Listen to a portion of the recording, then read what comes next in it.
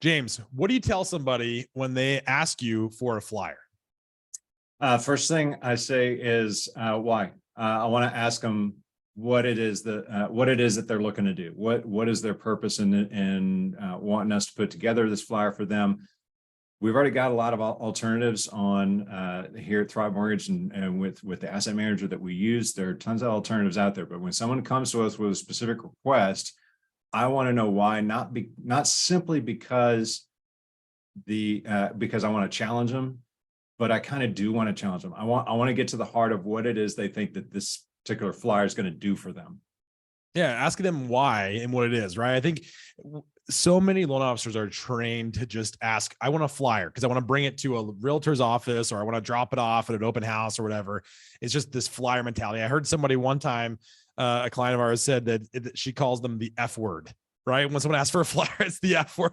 And I really love that. I love that. But let's spend a little more time on this, because you mentioned something, and I think, it's a really fascinating way to go about this, because I think a lot of marketing executives at mortgage companies and regional marketing managers and everybody, we have a people pleasing mentality, and we want to help all of our loan officers. And we know that the loan officers, the way that we are able to eat as marketers, right? And so we want to give them whatever they ask for, but you don't just do that. You actually ask them penetrating questions and you challenge them per se. So, and that's, there's a book called Challenger Sale. And I was asked to read this years ago when I was working as a sales rep at Ellie Mae. Thanks, Jeff Benjamin, for making me read this. And, that you're like the living embodiment of this. And it's not even sales. You're just doing a good job at what you do. So what are some of those kind of penetrating questions that you ask? And how'd you get the courage to challenge a loan officer? Because not everyone has that.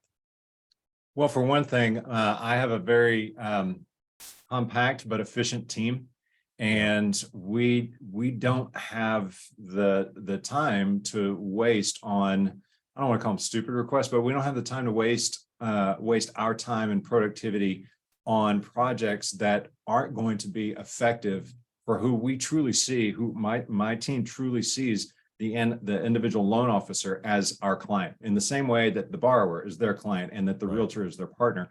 So we want to kind of adopt a mentality of, we are their partners in helping them look good and making that phone ring off the hook. And we're not interested in doing things that aren't going to accomplish those two goals.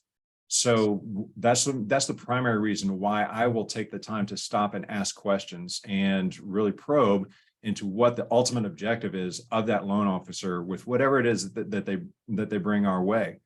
And I've coached so many of our loan officers to have the courage and the guts themselves to, when their realtor makes a request of them, and no offense to realtors are great. We would not be as successful in this industry without them. Yep. I used to be a realtor, so I know that mentality too. But when their realtor says, hey, I want a flyer for my open house listing, and I want you to put 3 different payment scenarios on the back of it, and the loan officer comes to us and said, hey, I need a rate flyer. We're like, okay, we can do that. Or we can do something that's actually going to generate business for you and your partners. Which one do you want? And I mean, when you spell it out for them, it's a no-brainer. But I think that loan officers value the relationship with their realtor partners, which is a good thing, but they value it for the wrong reasons. Mm-hmm. And one of the things that I've had to convince a lot of our loan officers is that you are not your loan officers, you are not your realtor's order taker. You are their partner. So be their partner and provide them with the value that they need in order to make that a solid partnership. And so that's really the approach that we like to take. You can see the poster, it's over my left shoulder. And there's those are the 4 key tenets that my team operates under. And we have to, because if we're going to be effective at what we do, and if we are going to really maximize the effectiveness of the tools and the resources and the assets that we're putting in the hands of our loan officers, we have to have that approach. Otherwise, we're going to be spinning our wheels doing a bunch of busy work that's not going to impact the bottom line, either for the loan officer, which is the most important in our world, or for the company itself. Yeah, I mean, dang, dude, you dropped a lot of knowledge right there, and I think there's a lot to unpack. But I think kind of the key takeaways that I have here is that one is there's never enough time to do all the things that we would like to do. There's always limited resources, there's always limited people, and you can't do everything for everybody all the time. And so Right. it's a matter of what is the better activity to do as a marketer and as a loan officer, right? And is we have to balance all the good things for the best things that we can do, right? And I think that's awesome that you are able to help your loan officers understand that mentality and how it really ends up helping them. But at the same time, also what you're doing is you're teaching them through that methodology. You're coaching your loan officers up how to do the same thing for their partners. And so it's a win-win-win in the end. Your team wins because you're creating awesome, marketing activities. You're helping the loan officer win because they're actually providing more value for the realtor, and the realtors are winning because in the end, those assets are actually going to help drive more business for them versus what they actually thought. But so kudos to you for having that way of thinking, that mentality, and helping your loan officers do the same thing, because it's a trickle down effect, right? So that's awesome. Thanks. All right. So let's go back to introductions here, because we just jumped right in this. But so Joe Wilson, social coach. This is the Mortgage Marketing is Cool, or MMIC podcast. I'm here with my good buddy James Duncan at Thrive Mortgage. James, welcome in today. Thank you so much for being a part of this podcast. It's a pleasure to be with you and talk with you. We've known each other for a couple of years now. I got introduced several years ago when we were getting our start.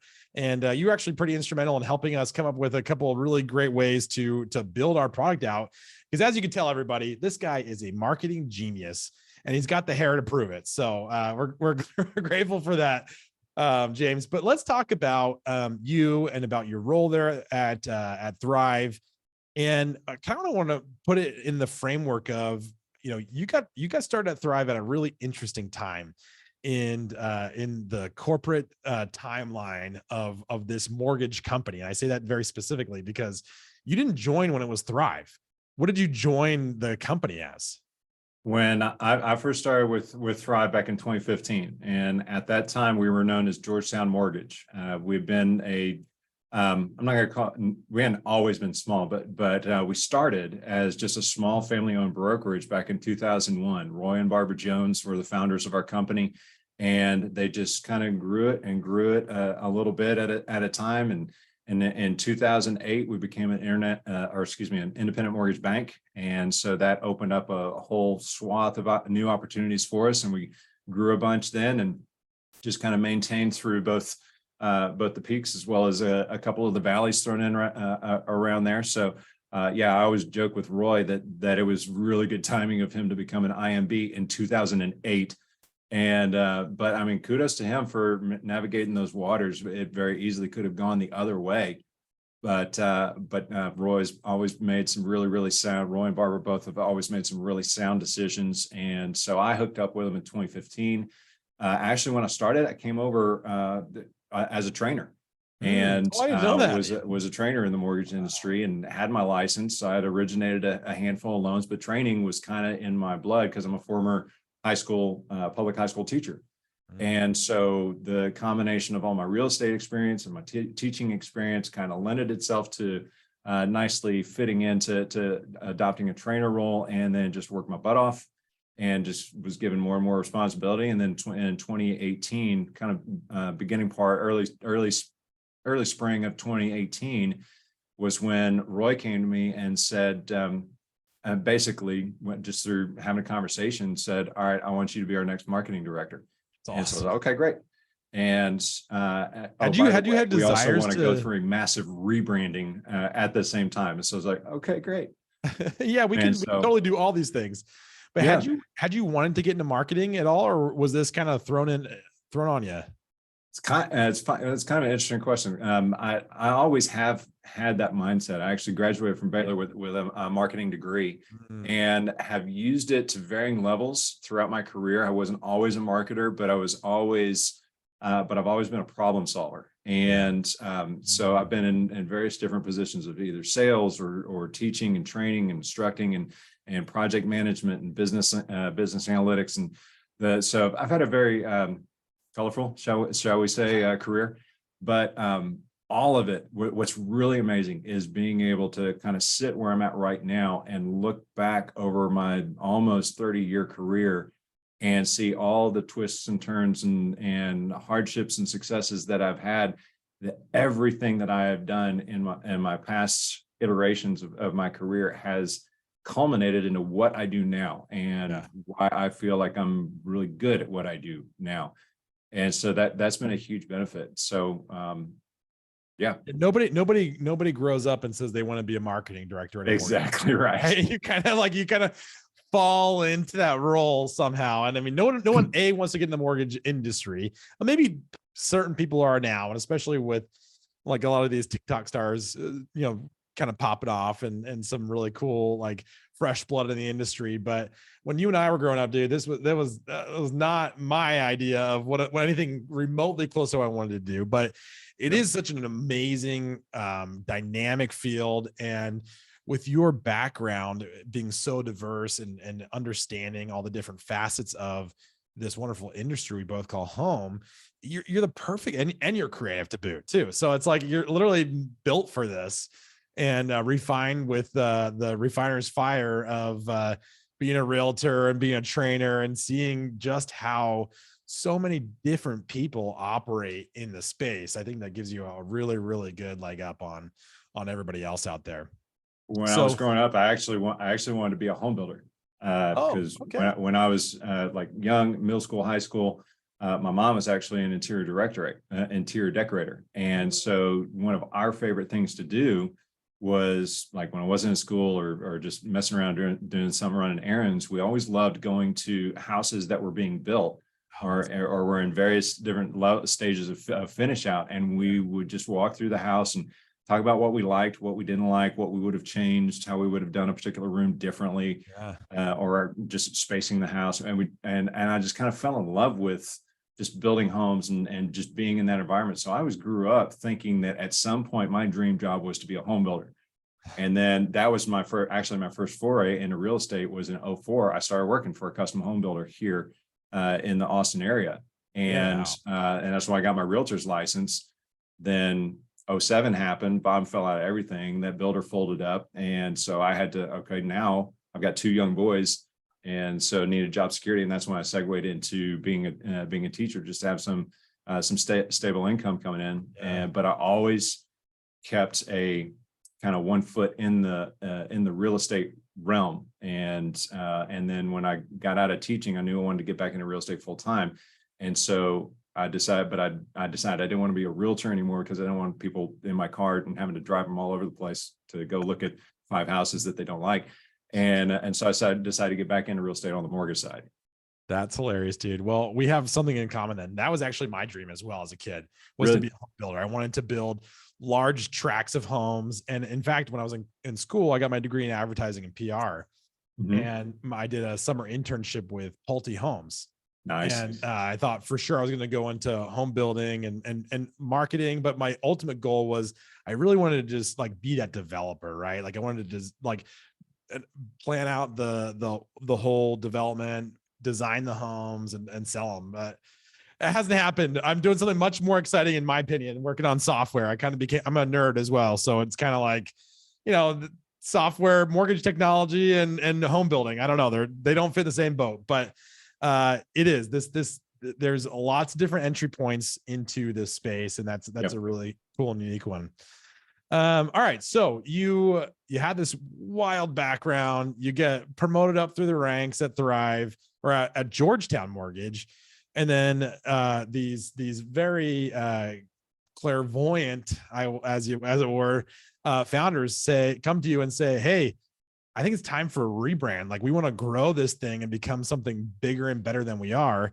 And doing this at a time when like basically nobody else was even thinking about that. And even to this day, dude, nobody really even considers having a cool brand. So it's really interesting to me that this I'm not saying small, but like a smaller independent mortgage company, mid-tier, mid-tier. Yeah, mid-tier. That's a better word. Out of like, Austin, Texas. And this is before Austin got really huge too, right? So this is Kind of on the pre, cusp of it. yeah, it's about on the cusp of it. But like, so they're looking in the future and saying we gotta make this something bigger. So tell me about that discussion and then how you guys even like came up with this whole really cool brand. Cause like there's I can count on one hand the number of independents or banks or credit unions that have a brand that transcends your typical mortgage company. And I love it. I think it's amazing. So give us that story.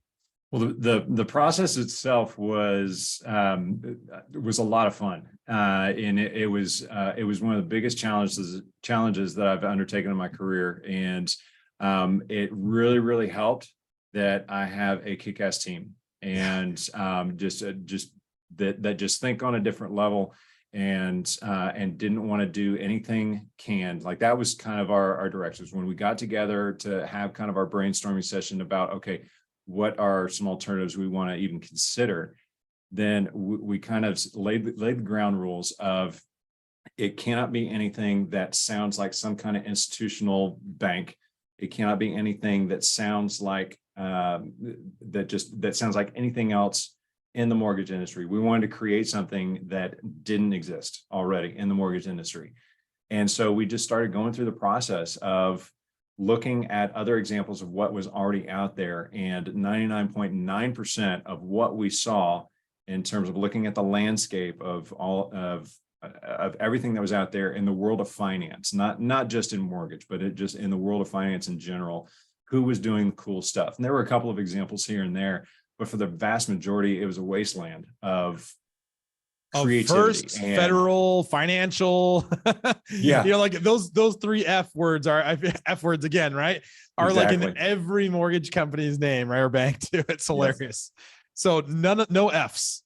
No F's. Yeah, we didn't want to do anything that had any kind of regional connotation, because that's what we were trying to get away from. Because as I told you previously, Georgetown mortgage really doesn't mean anything to anybody outside of Central Texas. I mean, well, I guess if you're in DC, it has a meaning, but we wanted something that was a nationally recognizable brand. That's what we were intending to build.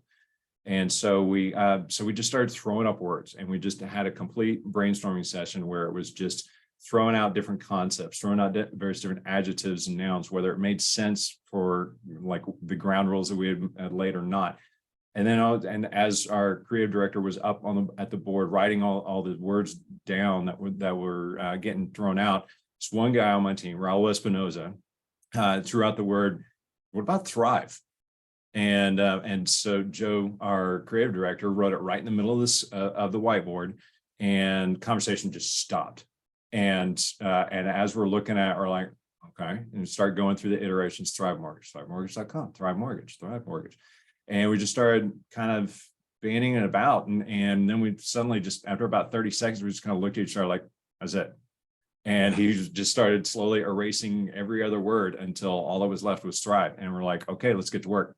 And so we immediately started searching up who has this domain, who's got how are there alternate spellings that we could be missing. And so we just started immediately doing research. And then we reported back to our EMs and said, this is what we think. And they're kind of like, oh, okay, that sounds cool. And but they were looking at us a little skeptically. And so we set about creating a little sizzle reel, and everybody did a great job with their parts in that. And I helped kind of wordsmith the scripting that we wanted the voiceover to do. And that the girl who's actually doing the voiceover is the wife of our creative director. She used to do some voiceover work for NPR. So we had a built-in like studio, and so that was pretty cool. And so it worked. And ever since then, the brand has just been growing like crazy. And we're very, I particularly am very appreciative of my team and the work that they put into it, because we did everything in-house. That's incredible, right? Because I think a lot of companies I've known it and I've seen it, spend millions, and I'm not even kidding, literally millions of dollars on a rebrand to that is not even come close to what you guys have done. Like that's incredible. Yeah. So tell me about the team a little more. Like how many individuals were on the marketing team and were involved with this rebranding effort? Yeah, I want to hear like what that looks like. There were five of us. Actually, we had our creative director. I'm not going to give you first and last names because I don't want anybody recruiting them. Yeah, just tell me the roles, But just the roles. Yeah. just the roles.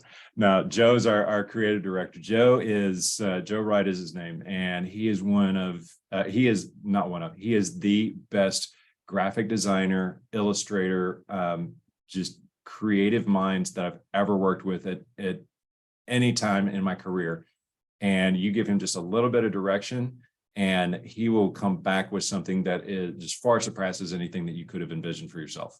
And so I like to refer to him as the father of the Thrive brand. And he's just a great guy and does excellent work. At the time, the team was consisted of our creative director, a digital production director, kind of a marketing coordinator who also doubled as our social media coordinator, and another gentleman that was really good at doing presentations and helping loan officers learn how to build relationships with realtors. So we had a lot of creativity on the staff, and at the time I was the only one who was licensed. I was licensed because I'd been a trainer in case I needed to do transition loans. Also did the occasional personal loan for friends, family, people that I knew in the industry. So I've also originated loans. So I think that was part of what laid the foundation for what we would then grow into, because I made a directive for everybody on the team that everything that we adopted, whether it was technology or tactics or strategy, everything that we adopted, everything that came out of our mouths, everything that we produced from a collateral perspective was going to be vetted through the lens of how a loan officer thinks, talks, and acts, because that, I think, is what really propelled us to having a greater ability to really expand the Thrive brand, because the content and the assets that we were putting out there didn't look like everything else. That's right. And it didn't look like a canned flyer. It didn't look like a social media graphic that was based off of a template that came from that, or the program. Yeah. And it was actually very unique. Yeah. And it just had a different look and feel about it. It was something that consumers would want to engage with. And so that really, I think, is what set us apart for since the inception of the Thrive brand. That's awesome. Thanks for spelling that out. One thing that just a interesting note here is that's a pretty good sized marketing team for an IMB.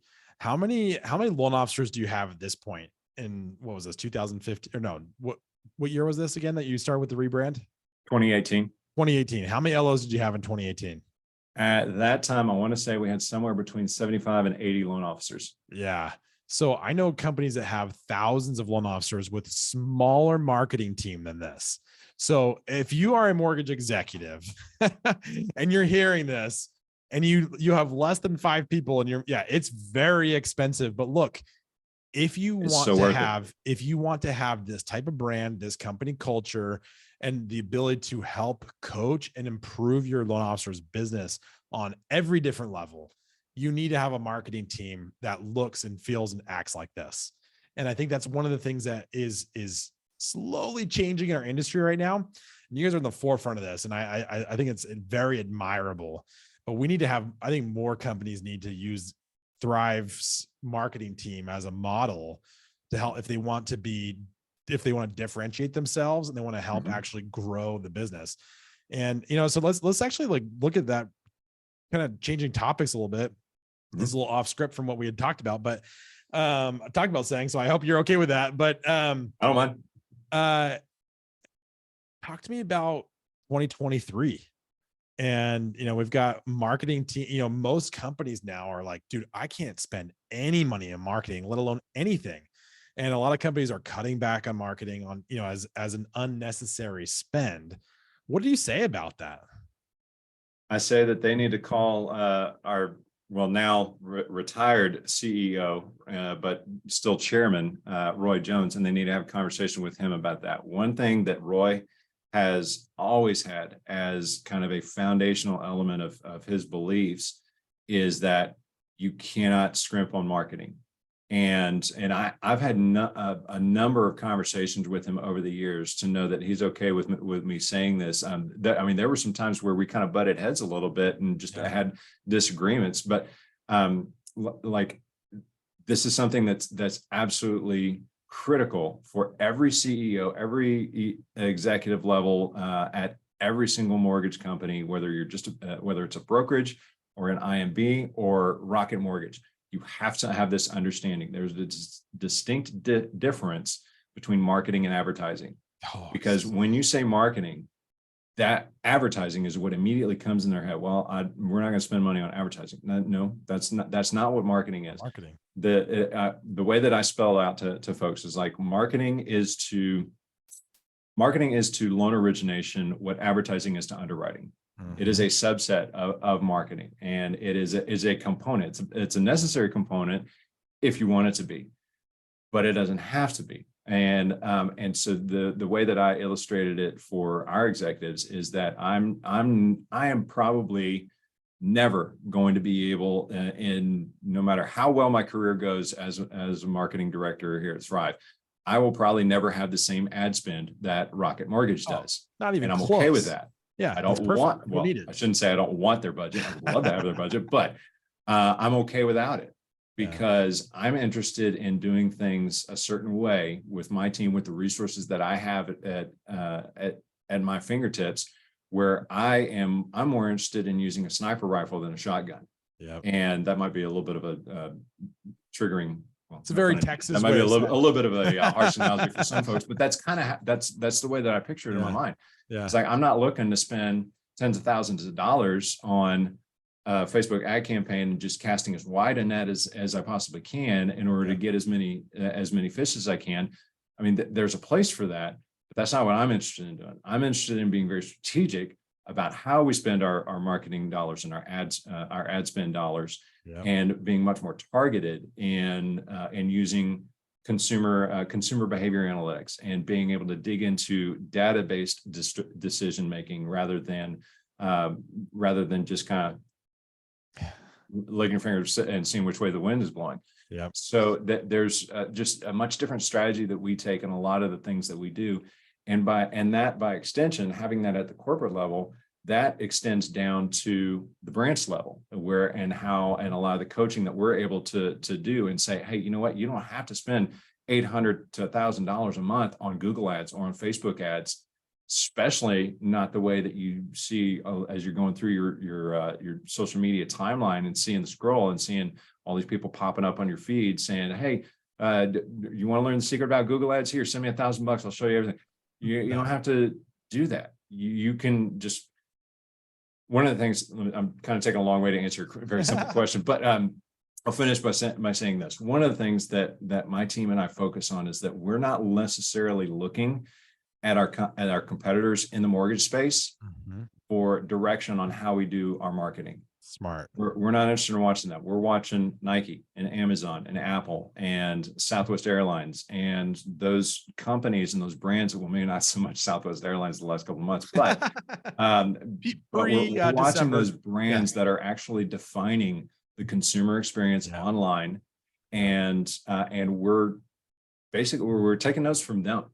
Because they're the ones with all the big budgets. So they're investing heavily on all of the analytics and stuff. So we're taking our cues from them. We're watching, paying attention to what they're doing, especially the stuff that they're doing that's working, and taking that and basically, as Josh Pitch likes to say, steal like an artist. And we're adapting that to our practices and how we function and trying to emulate those same behaviors. Yeah, and you're doing it in a way that's unique, and you're adapting those marketing principles to a loan officer focused business, right? A salesperson, because a lot of those companies you mentioned are B2C, right? They're direct to consumer, they're large brands, you buying their stuff online or going to the airport or whatever, right? And so it's always interesting because I think some people will get caught up on that comment because they're like, oh, well, we're not going to be like that. That's for Rocket Mortgage. You're like, no.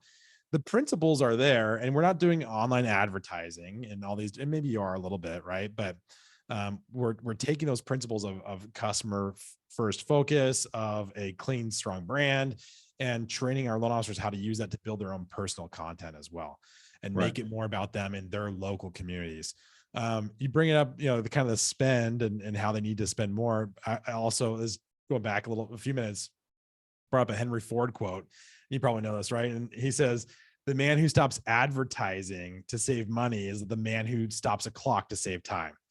And so in 2023 and even the latter part of last year, I mean, we've seen a lot of people who are looking to stop time and just stop the bleeding, and that's not going to help in the long term. So companies that are focused on spending the right way, right, not spending thousands of dollars on ads and trying to compete with Rocket Mortgage, you're never going to compete there.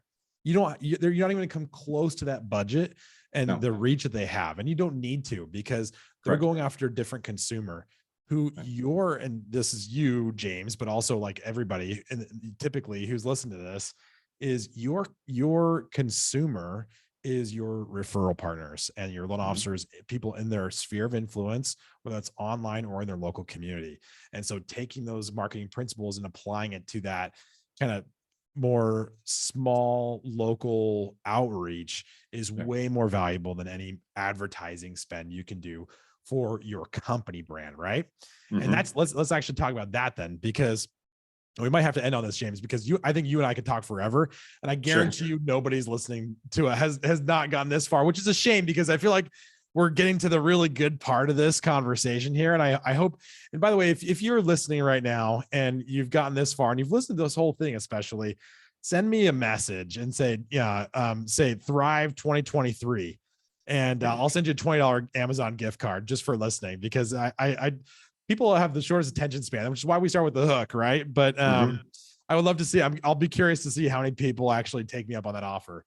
Am I exempt from that offer, by the way? Yeah, unfortunately, yes. I'll send you something, but we'll no, but I want to talk a little bit about the difference between the Thrive brand and the individual LOs brand, because this is something that I think a lot of mortgage companies struggle with. Is what do I promote first, and how do I promote this, and what do I spend ad spend on building my name brand? And especially because I already spent so much money and time on building a brand new brand for my company, right? What have you guys done, and what's your thought process on that? How do you distinguish between a personal loan officer brand and the Thrive brand? That is an awesome question, and one that I am compelled to address on a very regular basis. When we went through our rebranding, one of the things that I just kind of had as a deep-seated philosophy, which was heresy at just about every other mortgage company in the industry, at least at that time, was that there is this competition between the corporate brand and the individual loan officer's brand. And I told my team from day one, like, that's not how we're going to operate. I do not see those two concepts as competing priorities. A lot of marketing directors in the industry do. What's really amazing is when we bring on somebody who has spent a good portion of their career in the depository world, as opposed to with an IMB, coming to us from a bank. They can't believe the amount of resources that we have and that we make readily available to them. They can't believe the fact that we will engage with them on having conversations about what's your social media identity look like, or what does your digital presence your own look like? personal one, not the company brand, but yours. Yeah, exactly. Yeah, and they're wild. like, well, I'm not on Facebook. Like, I'm on Facebook for personal stuff. I never used it for business. What are you talking about? I can do that? Or like, duh. And so we'll have extensive conversations with folks about building their personal brand. But here's kind of the catch of that. You have to be very cautious in how you go about doing that, because anyone who knows anything about marketing knows that there is a distinct difference between branding and a logo. Yeah. And whenever a loan officer reaches out to me and says, hey, I need a new brand, I always kind of wince a little bit because I know what they're really saying is I just need a new logo. Yeah. And they've probably put about 30 seconds worth of thought into, okay, I need a catchy name, like the Mortgage Unicorn or the whatever. Yeah. I mean, pick your cliched response and oh, this would be a cutesy little tagline.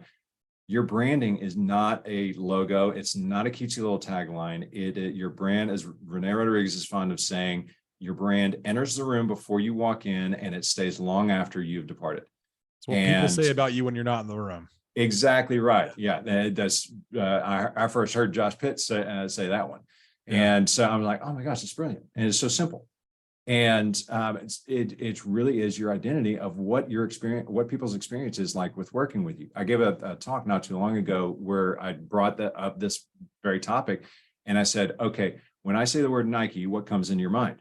Mm-hmm. And what do you think the audience said? Shoes or the swoosh or just The do swoosh it. or the Yeah. Air Jordan or some Yes. component of their logo. I said, okay, let me ask you a different question.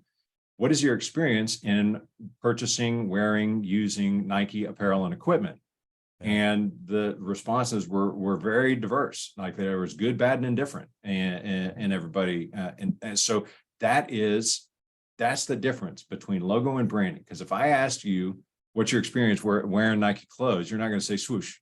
You're going to give me like you're going to use sentences, you're going to use words, and you're going to describe what your experience has been like. The shoes are too narrow for me, or like I love, I love the comments I get with my new dunks or whatever. It's like, exactly. Yeah, and everyone has different perspective on it because it's unique to how you as an individual interact with that brand. Exactly. Right. Mm-hmm. So that's the approach that we want to take. And the reason why I say you have to be very careful is because there is a process you have to take people through. You have to educate them on the fact that that most of the time people are thinking about branding the wrong way. Yeah. And they think they have to have a cutesy logo, they have to have a cutesy tagline. No, you don't. Like if you work with a company and you don't have that logo, you're not known as the mortgage man or the mortgage nerd or the mortgage whatever, fill in the blank. That's okay.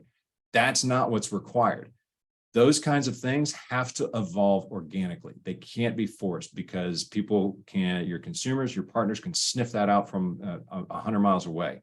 So when you've got something that's just intended to be a gimmick, it's not going to work. It might work for a little bit. You might have a little bit of success with it, but it's going to be something, if it's not something that you're passionate about, if it's not something that you have a true connection or identity with that truly defines what your brand is, you're going to get sick of it. And it's not going to work. You're not going to want to promote it. And don't make it up. It just happens. You're wasting your time. Yeah. It just has to evolve and be natural. Exactly. And you can't force it. And you know what? Honestly, people can, like you said, they can sniff it out from a mile away. It's like, just be yourself and let people define, and be an awesome person. Right. But you are awesome just the way you are. That's the whole point of it. And so I love that you go about that from a very consultative approach to help people uncover what is awesome about them and be just more of who they are and be and show that more often. Because that's really, honestly, James, if we really scrape everything else out of it, is you just need to be seen more, right? Like you're great just the way you are. You just need to show up. Yep. You need to be present and you need to tell your story all the time. And when you do that, you'll have success. And that's like, because you have to stay top of mind, right? I saw, speaking of advertising, like when I got my degree in advertising all those years ago, it was, you had to be, your brand has to be seen 7 times before anybody will take action. Dude, it's like 20 or 30 times now because of how much more, information and how much thumb scrolling we do all day long.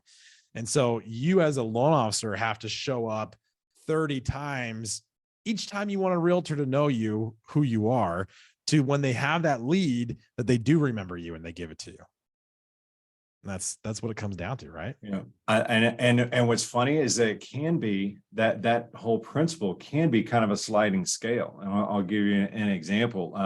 Like I mentioned that I originate. I had one particular loan, this is several years ago, but I had one particular loan where the amount of interaction that I had with the listing agent on the deal was I made a phone call to her at the beginning of the transaction just to introduce myself, make sure she had all my contact information. If anything went sideways, if she ever had any questions, here's my number and my email. You can reach out to me anytime you want.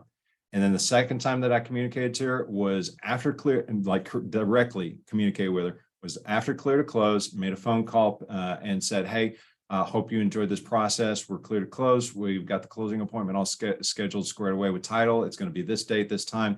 And if there's anything that you need from me, would love to hear back from you. What did you think about the experience? And she said, I have never had a transaction go this smoothly. Wow. I've never had a lender communicate as effectively as you did. Everything in between those two phone calls, I didn't say this when I was talking to her, but everything between those two phone calls was automated messaging that went out from the CRM. And you know what though, James, is you took the time to actually make that personal phone call. And yeah. I would wager to bet less than 10% of originators will do that. Yeah. And that's part of your personal brand though, is to be that guy to make that personal connection. And that's where, hey, maybe you need to originate more loans, dude. You might have a lot of success.